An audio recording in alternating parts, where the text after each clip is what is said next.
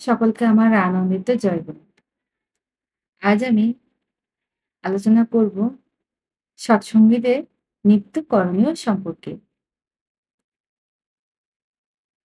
অনবরত বীজনাম জপের অভ্যাস করা, প্রতিদিন উষা ও নিশায় ৩০ থেকে ৪৫ মিনিট ধ্যান করা, প্রতিদিন প্রত্যুষে অন্নজল গ্রহণের পূর্বে ইষ্টভীতি নিবেদন করা এবং প্রতি ৩০ দিনের দিন সদক্ষিণায় তা ইষ্টস্থানে পাঠানো।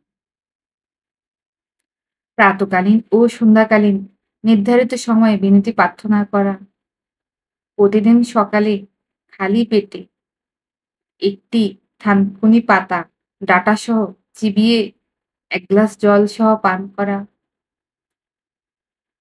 প্রতিদিন কাজকর্মের ফাঁকে ৩ থেকে ৪ বার শবাসন বা শবধ্যান করা, যা ৫ থেকে ৭ মিনিট হবে।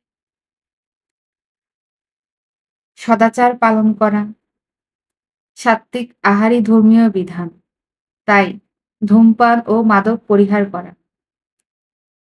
প্রতিনিয়ত যাজনশীল থেকে অপরকে দীক্ষার মাধ্যমে শ্রী শ্রী ঠাকুরের সাথে যুক্ত করা। কারণ ধর্মদান শ্রেষ্ঠ দান। প্রস্রাব পায়খানা করে উপযুক্ত শৌচ করা। নাকে, মুখে, কানে আঙ্গুল দিলে সাথে সাথে ধুয়ে ফেলা। সৎসঙ্গে যোগদান, ঋত্বিক সহচর্য, আচার্য দর্শন প্রণাম, সদ্গ্রন্থাদি অধ্যয়ন ও ঠাকুরবাড়ি যাওয়া একান্ত কর্তব্য। অন্যের পোশাক ব্যবহার ও অপরের বিছানায় শোয়া ও বসা ঠিক নয়।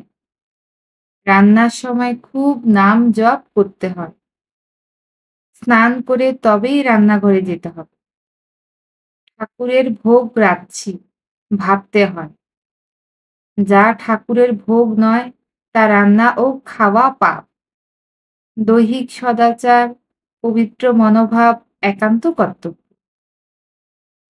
মায়েদের ঋতুগায়ে ৩ থেকে ৪ দিন ছোঁয়া নাড়া উচিত নয়।